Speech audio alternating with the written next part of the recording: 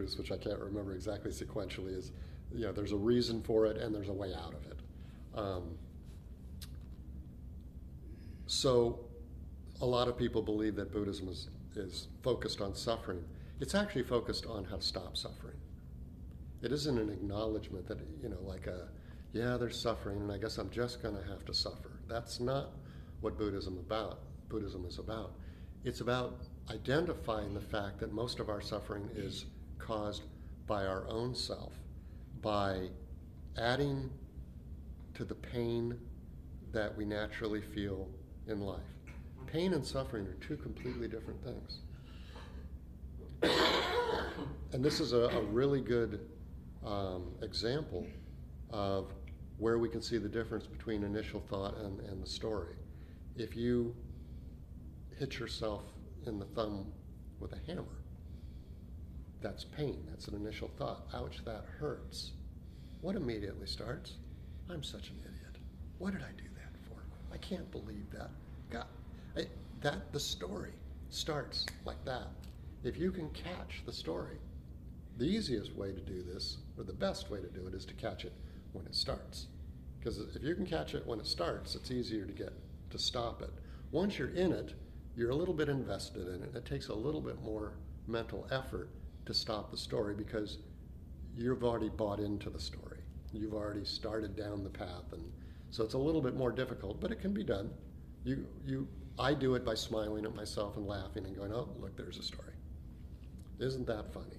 I start to tell a story about the story.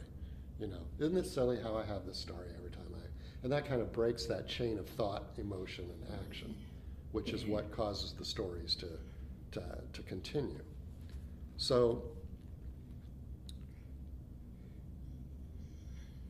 this whole idea of noticing, and noticing is just another word for mindfulness, really. It's being present and being available to be aware of what's happening at any given moment. And giving ourselves the time to enjoy or to recognize what's going on and change the circumstances so that something isn't occurring. Again, as soon as emotion gets kicked into the thought, we pretty much lose control because we're invested. And now we feel a need to do something about it. We're engaged. We hit our thumb, we get angry, and then we start down this path of what are we going to do about it, or we start to talk about ourselves and how we're not very good at what we do. I mean, we become so emotionally involved in the story that it's so difficult to break. It almost has to run its course and just peter out. And again, that's where suffering comes from. And that's what the Buddha taught in a lot of his stories and analogies about life, was the fact that pain and suffering are completely different things. Pain is unavoidable, but the thing that hurts the most isn't the pain. It's the suffering that we cause ourselves about the pain. Emotional pain, physical pain, even looking at other situations in the world and seeing that there's something that we don't think should be going on, we start to suffer because we start to create stories around what's going on because we think we know what's going on. So we'll hear something on the news and we'll take that as the truth, and then we start thinking all of these things, and then 3 days later we find out that initial story was not even true. And so we spent 3 days agonizing over something that wasn't even true in the first place, or at least was different enough that maybe our reaction should have been different than what it was. So it's always good to stop. It's always good to take that moment where just before we start down the road of the story, we stop and ask ourselves, are we sure this is what it's about? Is it true? It's this stopping for that moment to just allow ourselves to not get so invested in something that we no longer can bring rational thought to it. I think is what it boils down to.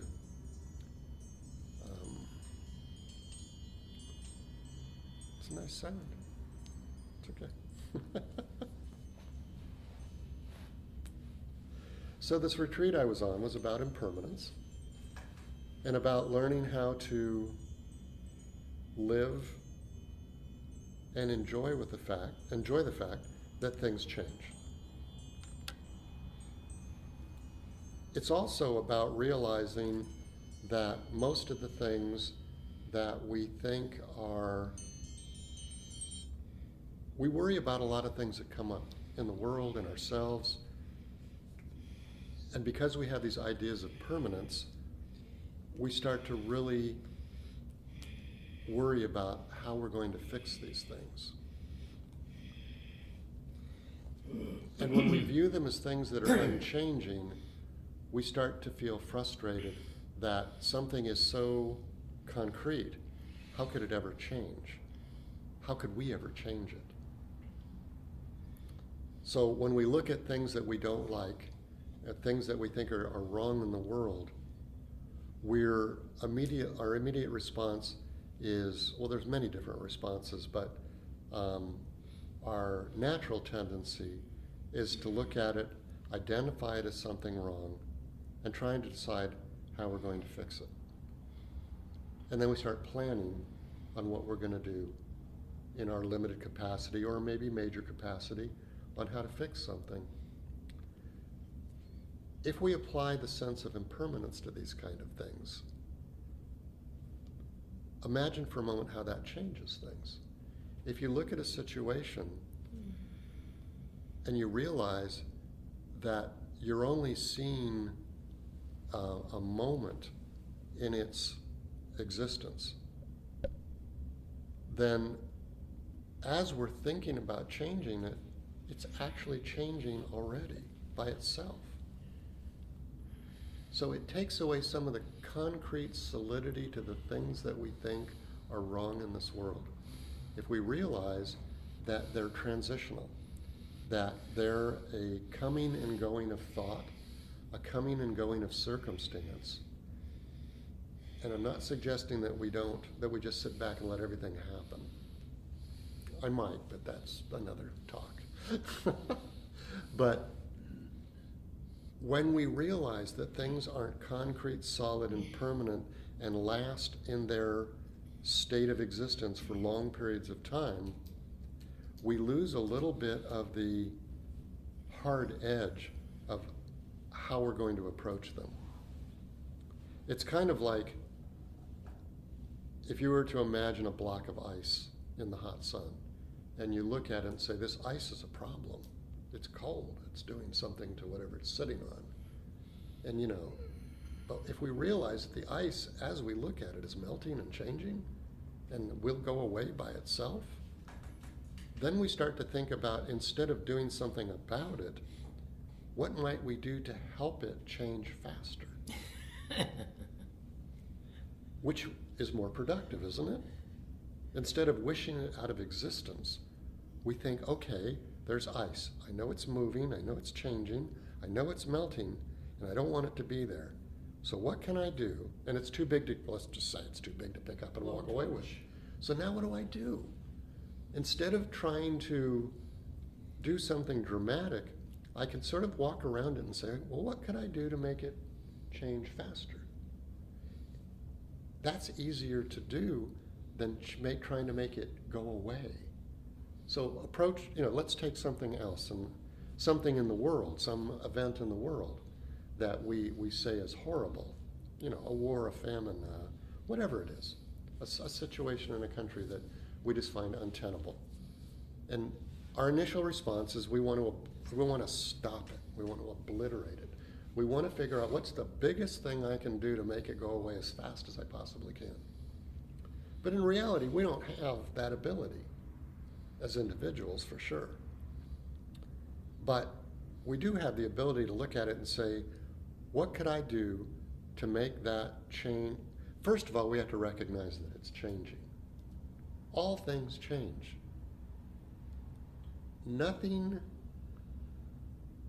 continues to get worse, and nothing continues to get better forever. It's cyclic. Things get bad, and then they get better. And the better things get better, and then they get worse. So it's not like when something's bad and we don't do anything about it, it's going to keep getting worse and worse and worse and worse. That's not the way the world works.